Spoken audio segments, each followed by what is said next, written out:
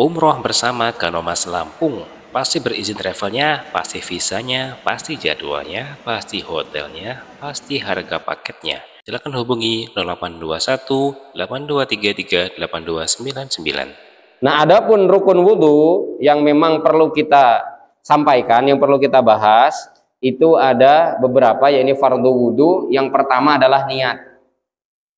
Terlepas apakah niat ini talafut atau mungkin di dalam hati, meskipun memang di dalam mazhab Syafi'i ini, di dalam mazhab Imam Syafi'i, afdolnya memang di dalam hati, tapi tetap ditekankan harus ada niat betul bahwasanya kita mau wudhu menghilangkan hadas, mau supaya kita ini dibolehkan untuk sholat, kemudian juga termasuk di dalamnya kita untuk menghormati waktu sholat, nah gitu ya. Kalaupun bagaimana ketika dilafatkan, maka para ulama menjelaskan dilafatkan dengan nawaitu ya, nawaitul wudu'a li raf'il hadatsil asghari fardhalillahi ta'ala. Itu adalah dibolehkan untuk membantu hati. Jadi kalau hati ini kita tidak yakin, artinya kita mungkin masih ragu-ragu, was-was, maka boleh dilafatkan, hanya tidak wajib. Tidak wajib. Karena apa? Karena bapak-bapak sekalian, ya kita semuanya, meskipun niatnya itu dengan bahasa Sunda atau bahasa Indonesia atau bahasa yang kita bisa, itu sudah sah. Karena sebenarnya niat itu adalah awalnya, pokoknya ada di dalam hati.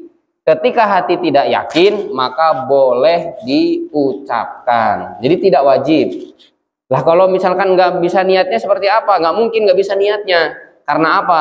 Karena memang niat itu ada di dalam hati itu tadi. Jadi niat abdi wudhu hilangkan hadas alit fardu karena Allah itu sudah sah. Wong niat sholat saja tanpa kita dengan berbahasa Arab juga sudah sah. Karena apa? Karena sholat dibuka dengan takbir, bukan dengan niat. Meskipun niat ini adalah termasuk kunci dari diterima atau tidaknya dari amal kita. Meskipun memang ada perbedaan sih ya. Niat ini ada yang mengatakan rukun, ada yang mengatakan syarat sahnya. Kemudian mencuci wajah. Nah, mencuci wajah ini para jamaah sekalian, kalau saya praktekkan itu dari mulai sini tempat tumbuhnya rambut ya. Dari mulai tempat tumbuhnya rambut sampai bertemu dengan dagu. Sampai ke sini. Jadi bukan hanya dicabokan kalau gitu. Bukan hanya cepek, tapi betul-betul diambil air kemudian diratakan. Kemudian telinga bertemu dengan telinga, artinya gini. Nah, betul-betul ketika diambil air ya, contoh misalkan ini seolah-olah ini air, kemudian kita ratakan ke seluruh wajah kita, seluruh muka kita. Itulah wudhu yang dicontohkan oleh Rasulullah ya. Jadi alis-alis itu semuanya terbasahi sampai termasuk adalah bulu yang ada antara bibir bawah dengan dagu kita. Itu semuanya terbasahi. Jadi bukan hanya di sini.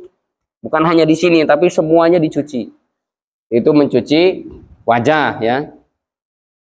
Boleh 1 kali, boleh 2 kali, dan afdolnya 3 kali. Dikatakan seperti itu. Atau yang wajib itu sebenarnya 1 kali ya. Artinya kemarin saya mempraktikkan bersama para santri ya. Jadi dari air 1 aqua seperti ini para jamaah sekalian, itu bisa dipakai 8 santri. Jadi karena Nabi itu berwudu dengan 1 mud. 1 mud itu ya sekitar 7 on. Hitungan zakat kita kan 1 sok ya gitu ya. Berarti kan 4 mud. Nah, itu satu mud itu adalah segenggaman Rasulullah. Itu wudunya beliau. Kalau mandinya dengan 1 sok yaitu 4 mud atau 5 sok ya. 5 mud kalau 5 sok ya. Nah, jadi segini kalau kita mengambil rukun-rukunnya saja itu sudah sah kalau misalkan untuk sendiri. Misalkan darurat. Sebenarnya kita butuh untuk minum, tapi ternyata kita juga memang butuh untuk berwudu misalkan. Ya sudah bagi 2 juga bisa. Kalau misalkan kita yakin, tapi kalau ada was-was, ragu-ragu, ya udahlah cari air lah. Itu ketika darurat saja ya. Yang penting itu tadi rukun-rukunnya betul-betul dipenuhi. Kemudian tangan, tangan ini adalah mulai dari jemari kita, dari sini sampai ke siku-siku. Siku-siku dipastikan harus basah para jamaah sekalian. Kalau siku-sikunya tidak basah, maka wudhu kita tidak sah.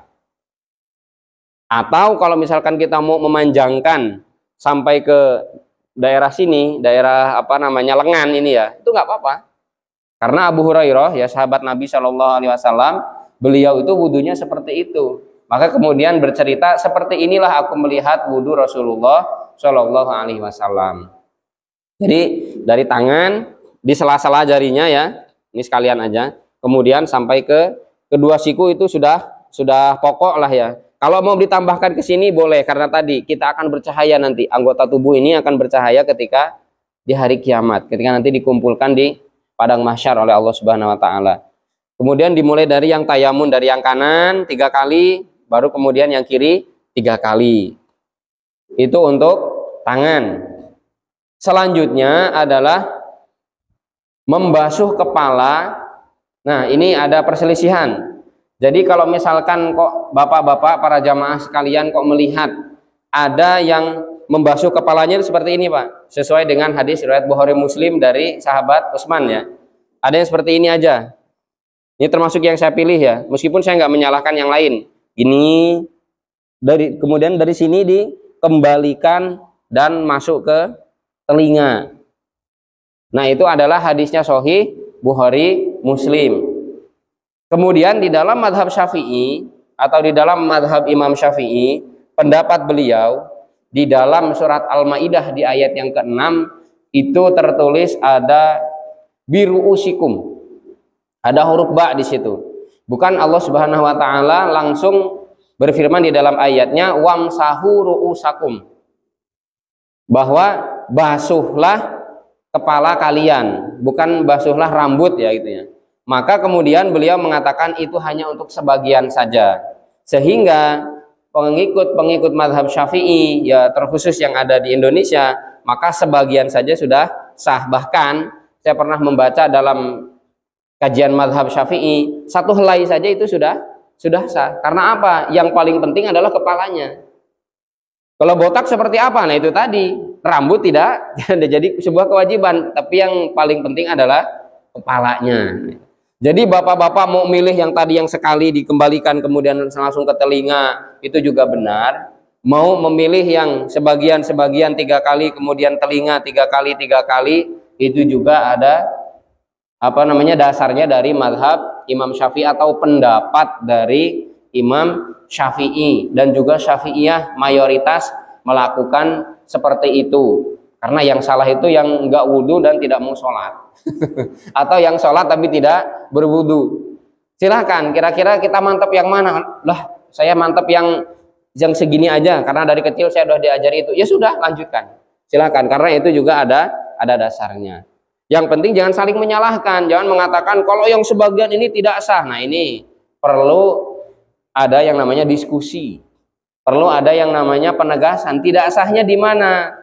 Bisa jadi mungkin belum tahu pendapat dari madhab Syafi'i secara keumuman. Nah, maka kita di dalam beragama ini tidak boleh kaku, terutama juga dalam hal fikih ya.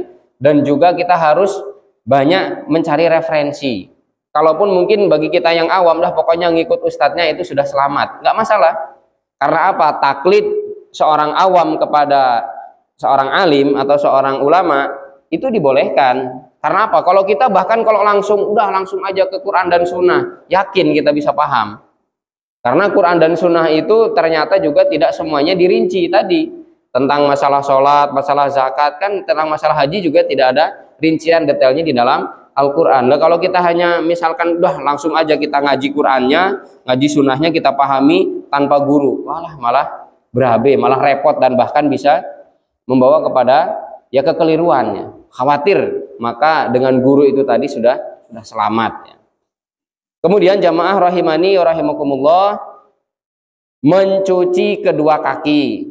Karena telinga ini sunnah, mustahab ya, tidak diwajibkan. Karena kalau sudah masuk ke wajah atau mungkin ke kepala, ini telinga sudah masuk sebenarnya.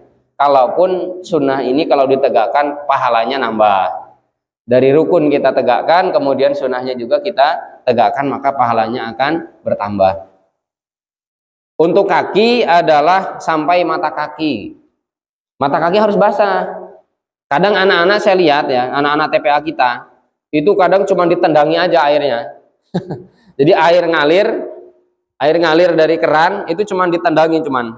sor seperti itu. Entah itu mata kakinya basah atau tidak, bahkan tumitnya. Karena Nabi itu sempat berpesan ya dan keras, celaka sampai 3 kali bahasa celakanya bagi tumit-tumit yang nantinya akan dijilat api neraka. Ini hadisnya sahih. Maka tumit juga harus basah.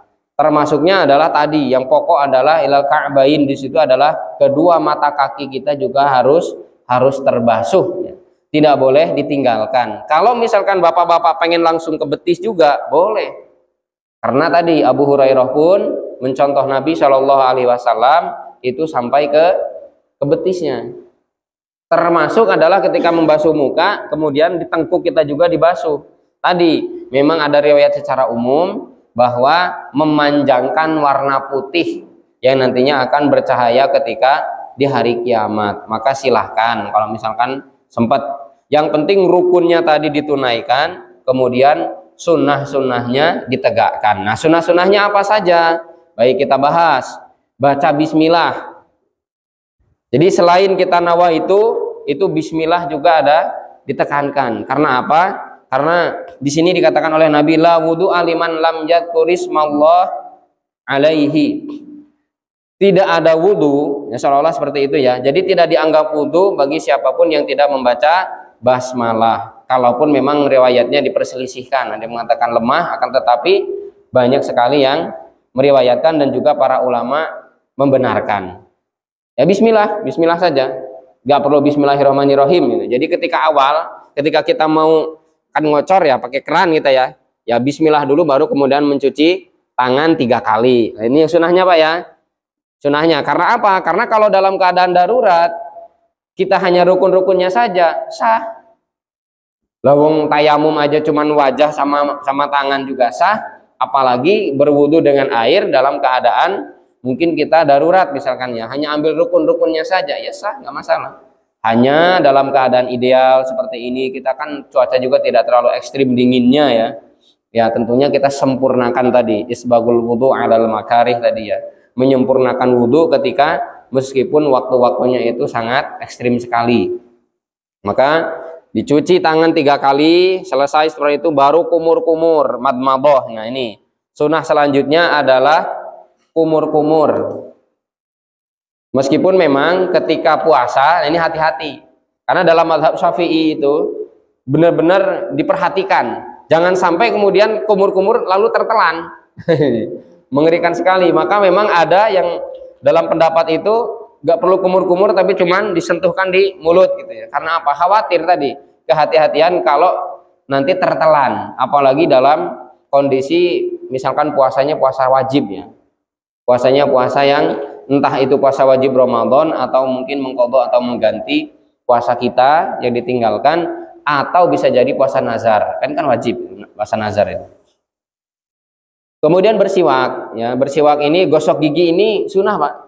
Ketika kita mau wudhu, gosok gigi terlebih dahulu.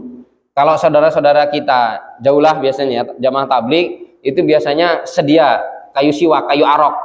Jadi sebelum berwudhu, sebelum sholat itu nyiwak dulu. Karena memang untuk gigi juga ya luar biasa, bersih, kemudian juga kuat ya. Bisa memberikan kekuatan kepada gigi-gigi kita sehingga tidak gampang sakit gigi. Ini luar biasa sunnah ini kalau ditegakkan maka akan membawa kepada kebaikan ya, kemaslahatan. Kemudian istinsyak. Istinsyak ini seperti apa para jamaah sekalian? Dihirup air ya, menghirup air. Jadi gini. Jadi bukan hanya dicolekan korongna gitu. Bukan hanya seperti ini kan, hidung itu. Akan tetapi kita mengambil air kemudian dihirup ya, ini istinsyak namanya. Dihirup, disedot kemudian dikeluarkan. Nah, itu. Memang agak sakit. Anak-anak juga saya latih, memang sakit katanya. Ya iya, memang iya. Jadi di sini terasa memang agak perih gitu ya, seperti gurah. Tapi luar biasa keutamaannya. Ya pernah dibahas dalam rahasia sunnah ya, si siapa? Namanya itu Wahyu ya, Wahyu siapa yang mu'alaf itu yang dari Australia atau dari mana? Itu luar biasa. Termasuk adalah untuk pencegahan dini pilek ya, penyakit influenza itu termasuknya itu. Nah maka istinsyak, istinsar itu adalah dianjurkan. kalaupun memang tidak sampai diwajibkan. Karena kalau sudah diwajibkan ya ketika kita meninggalkan maka ya berdosa ya. Bisa dikatakan mungkin kalau itu rukun ya batal wudunya. Tapi ini tidak hanya anjuran tapi ditekankan. Supaya apa? Tadi kebersihan. Meskipun mungkin kita yakin oh debu-debu itu sudah tersaring dengan bulu-bulu hidung yang ada.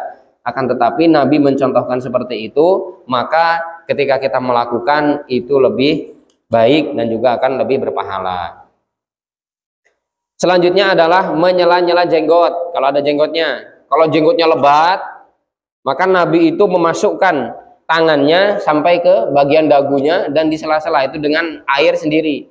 Bukan hanya ketika muka ya, akan tetapi beliau ngambil air sendiri tersendiri, kemudian di sela-sela jenggotnya. Kalau ada jenggot ya, kalau nggak ada ya nggak perlu. Jenggot nggak ada kok di sela-sela itu. Tapi kalau misalkan ada dan berjanggut, maka hendaklah di sela-sela tadi ya. Di inilah pokoknya dicuci gitu ya. Kemudian mencuci 3 kali itu sunnah. Itu disunahkan karena wajibnya hanya sekali.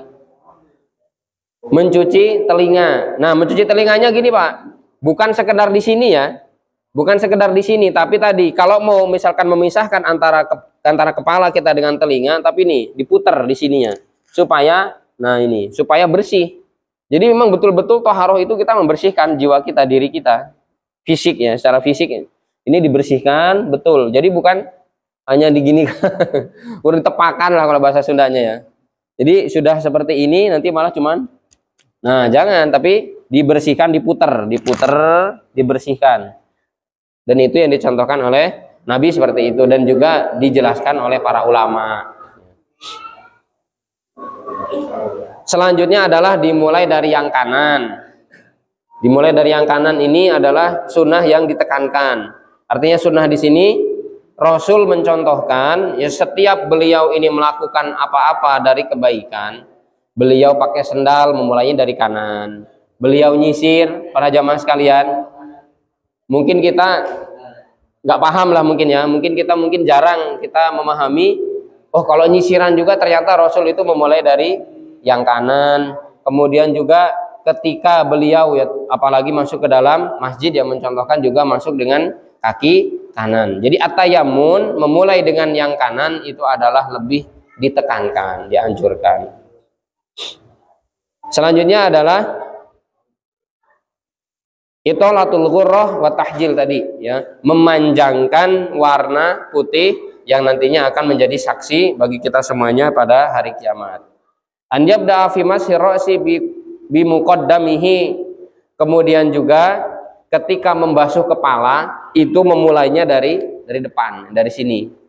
Boleh tadi hanya misalkan dibasuh rambutnya 3 kali seperti itu saja, atau yang sampai ke belakang, sampai ke tengkuk, kofa ini namanya, kemudian dikembalikan langsung ke telinga. Tapi ya dari depan, jangan dari belakang sini, jangan. Tapi dari depan. Ini adalah yang dicontohkan oleh Rasul. Artinya demikian para jamaah sekalian, ketika kita ini melakukan perbuatan-perbuatan yang ternyata itu adalah pernah dilakukan oleh Rasul, itu jadi pahala tambahan. Tapi kalau misalkan kita melakukan hal tersebut ternyata mungkin meskipun boleh, tapi ternyata Rasul tidak melakukannya, ya meskipun boleh ya nggak ada pahala, namanya boleh, jaiz, jawaz. Itu hanya boleh saja, akan tetapi tidak berpahala. Tapi kalau kita melakukannya mengikuti Rasulullah melalui riwayat-riwayat hadis yang dijelaskan oleh para ulama, maka ada tambahan pahala. Nah, itu adalah lebih baik dan tentunya juga akan mengesankan kepada kita akan kecintaan kita kepada Nabi Muhammad SAW. Jangan lupa doa. Doanya sudah hafal. Asyhadu an la ilaha illallah wahdahu la syarikalah wa asyhadu anna Muhammadan abduhu wa rasuluh. Menghadap kiblat. Siapa yang berdoa ini setelah wudu, maka di akhirat nanti dia dimasukkan ke dalam pintu surga dari 8 pintu yang terserah mau masuk lewat mana. Ringan Pak ya. Maka jangan ditinggal.